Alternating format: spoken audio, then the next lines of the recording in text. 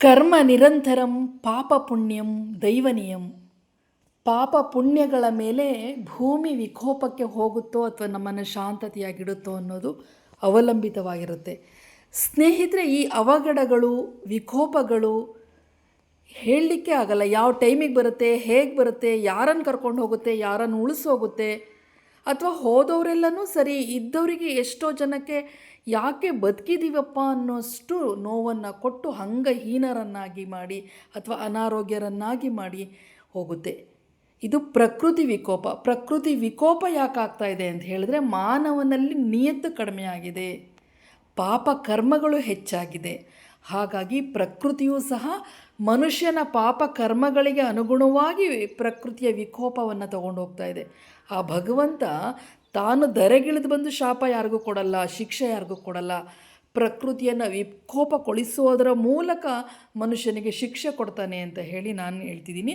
ಇದು ನನ್ನ ಅನಿಸಿಕೆ, ನನ್ನ ವೈಯಕ್ತಿಕ ಅನಿಸಿಕೆ. ಸ್ನೇಹಿತರೆ, ಇತ್ತೀಚೆಗೆ ಒಂದು ರಾಜ್ಯದಲ್ಲಿ ಭೂಕುಸಿತ ಉಂಟಾಯಿತು. ಭೂಕುಸಿತ ಉಂಟಾಗಿ ನೂರಾರು ಜನ ಮಣ್ಣಿನಾಡಿನಲ್ಲಿ, ವಾಹನಗಳ ಅಡಿನಲ್ಲಿ ಸಿಲುಕಿ ತಮ್ಮ ಪ್ರಾಣವನ್ನು ತೆತ್ತರು. ಇದು ಯಾಕಾಯಿತು, ಹೇಗಾಯಿತು, ಎಲ್ಲಾಯಿತು ಅಂಥೇಳಿ ತೋರಿಸ್ಲಿಕ್ಕೆ ನಾನು ಬಂದಿದ್ದೀನಿ.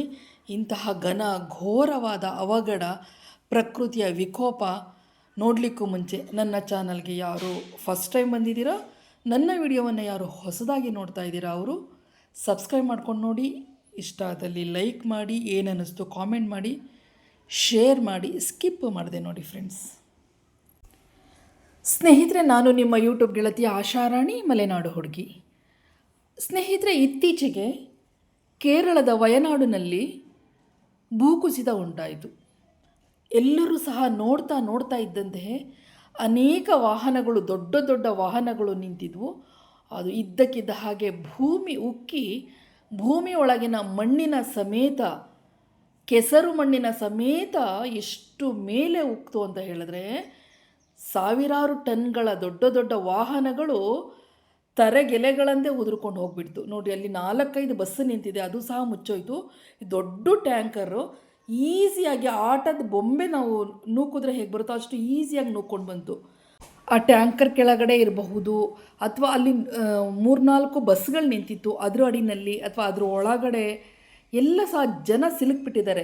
ಜೊತೆಗೆ ಆ ಮಣ್ಣು ಸಮೇತ, ಕೆಸರು ಮಣ್ಣು ಹೇಗೆ ನೋಡಿ ಎಷ್ಟು ಎತ್ತರವಾಗಿ ಚಿಮ್ಮಿ ಪ್ರವಾಹ ಉಕ್ಕೋ ಉಕ್ಕಿ ಬಂತಲ್ವಾ, ಭೂಮಿ ಕುಸಿತ ಆಯ್ತಲ್ವಾ. ಅದರ ಅಡಿನಲ್ಲಿ ನೂರಾರು ಜನ ಸಿಲುಕೊಂಡಿದ್ದಾರೆ. ಇನ್ನೂ ಸಹ ಹೆಣಗಳು ಸಿಕ್ಕಿಲ್ಲ, ಲೆಕ್ಕ ಸಿಕ್ಕಿಲ್ಲ. ಇನ್ನೂ ಅಗಿತಾನೇ ಇದ್ದಾರೆ, ತೆಗಿತಾನೇ ಇದ್ದಾರೆ. ಇಂತಹ ಘೋರವಾದ ಆಘಾತ ತರುವಂತಹ ಒಂದು ಘಟನೆ ಅಲ್ವಾ ಫ್ರೆಂಡ್ಸ್ ಇದು. ನೋಡಲಿಕ್ಕೆ ಭಯ ಆಗುತ್ತೆ. ಅಲ್ಲಿ ಎಷ್ಟೋ ಜನ ನಿಂತಿರೋರು, ನೋಡ್ತಾ ಇದ್ದವರು ಎಷ್ಟೋ ಜನ ಓಡೋದ್ರು, ಎಷ್ಟೋ ಜನ ಹೋಗೋದ್ರೊಳಗಡೆ ಆ ಕೆಸರು ಮಣ್ಣು ಇವರನ್ನು ಆವರಿಸ್ಕೊಳ್ತು. ಮಳೆ, ಅತಿ ಹೆಚ್ಚು ಮಳೆ ಬಂದಿದ್ದು ಸತ್ಯ, ಆದರೆ ಈ ಥರ ಭೂಮಿ ಕುಸಿತ ಆಗುವಷ್ಟು, ಅವಘಡ ನಡೆಯುವಷ್ಟು ಮಳೆ ಅಲ್ಲಿ ಆಗಿದೆ ಅನ್ನೋದೇ ಒಂದು ಆಶ್ಚರ್ಯಕರ ರೀತಿಯಲ್ಲಿ ಆಯಿತು. ನೋಡಿ, ಅಲ್ಲಿ ಬರ್ತಾ ಇದ್ದಾರಲ್ಲ ಅವರು, ಕೆಲವರು ಎಲ್ಲ ಟ್ಯಾಂಕರ್ ಅಡಿನಲ್ಲಿ ಸಿಕ್ಕರೆ ತುಂಬ ಪುಣ್ಯ ಮಾಡಿರೋ ಒಂದಿಬ್ಬರು ಮಾತ್ರ ಆ ಮಣ್ಣಿನ ಒಂದು ರಭಸಕ್ಕೆ ಕೊಚ್ಕೊಂಡು ಮುಂದೆ ಬಂದು ನೋಡಿ, ಇಲ್ಲಿ ಕೊಚ್ಕೊಂಡು ಬಂದಿರೋ ಜೀವ ಮಾತ್ರ ಉಳಿದಿರೋದು ಅಂತ ನನ್ನ ಅನಿಸಿಕೆ. ಇಲ್ಲಿ ನೋಡಿ, ಒಂದು ಸ್ವಲ್ಪ ಮುಂದೆ ಬಂದಿದ್ದರು, ಇವರಿಬ್ಬರು ಜೀವಕ್ಕೂ ಹಾನಿ ಆಗ್ತಾಯಿತ್ತು. ಅವ್ರು ಇಲ್ಲ ಅಲ್ವಾ. ಹೇಗೆಲ್ಲ ನಡೆಯುತ್ತೆ ಅಲ್ವಾ, ಭೂಮಿ ಕೆರಳಿದಾಗ ಅಥವಾ ಪ್ರಕೃತಿ ಕೆರಳಿದಾಗ ಅವರು ಅದನ್ನು ತಡೆಯುವ ಶಕ್ತಿ ಮಾನವನಿಗೆ ಇಲ್ಲೇ ಇಲ್ಲ ಅನ್ನೋದು ಸತ್ಯ. ಯಾವುದರ ವಿರುದ್ಧ ಬೇಕಾದ್ರೂ ಹೋರಾಡಬಹುದು, ಆದರೆ ಪ್ರಕೃತಿ ವಿರುದ್ಧವಾಗಿ ಅಗ್ನಿ, ಜಲ, ಬೆಂಕಿ, ಈ 3 ಅಂದರೆ ನೀರು, ಗಾಳಿ, ಬೆಂಕಿ, ಭೂಮಿ, ಈ 4 ವಿರುದ್ಧ ಮಾತ್ರ ಹೋರಾಡೋಕ್ಕೆ ಸಾಧ್ಯನೇ ಇಲ್ಲ. ಇನ್ನು ಯಾವುದೇ ಶತ್ರುಗಳ ವಿರುದ್ಧ ಬೇಕಾದ್ರೂ ಹೋರಾಡಬಹುದು. ಈ ಒಂದು ಏನು ಪ್ರಕೃತಿ ನಿರ್ಮಿತವಾಗಿದೆ, ಪ್ರಕೃತಿ ಏನು ನಮಗೆ ಕೊಡುಗೆ ಕೊಡ್ತಾ ಇದೆ, ನಮಗೆ ಬೆಂಕಿ ಬೇಕು, ನೀರು ಬೇಕು, ಗಾಳಿ ಬೇಕು, ಭೂಮಿನೂ ಬೇಕು. ಆದರೆ ಅವುಗಳನ್ನು ನಾವು ಉಪಯೋಗಿಸ್ಕೊಳ್ತಾ ಇದ್ದೀವಿ, ಆದರೆ ಅವುಗಳನ್ನು ಅಷ್ಟು ಗೌರವಯುತವಾಗಿ ನಾವು ಕಾಣ್ತಾ ಇಲ್ಲ. ಭೂಮಿಗೆ ಬೆಲೆ ಕೊಡ್ತಾ ಇಲ್ಲ ನಾವು, ಬೆಂಕಿಗೆ ಬೆಲೆ ಕೊಡ್ತಾ ಇಲ್ಲ. ಬೆಂಕಿ ಅಗ್ನಿದೇವ, ಬೇಕೇ ಬೇಕು. ಬೆಂಕಿ ಇದ್ರೇ ನಾವು ಊಟ ಮಾಡಲಿಕ್ಕೆ ಸಾಧ್ಯ, ಅಡುಗೆ ಮಾಡಿಕೊಂಡು. ಬೇಕೇ ಬೇಕು, ಅದಕ್ಕೆ ನಾವು ಬೆಲೆ ಕೊಡ್ತಾ ಇಲ್ಲ. ನೀರು ನಮಗೆ ಬೇಕೇ ಬೇಕು, ನೀರು ಕುಡಿದೇ ಇದ್ದರೆ ಬದುಕೋದೇ ಇಲ್ಲ, ಆದರೆ ಅದಕ್ಕೂ ನಾವು ಬೆಲೆ ಕೊಡ್ತಾ ಇಲ್ಲ, ಗೌರವ ಕೊಡ್ತಾ ಇಲ್ಲ. ನೀರನ್ನು ಕಲುಷಿತ ಮಾಡ್ತಾ ಇದ್ದೀವಿ.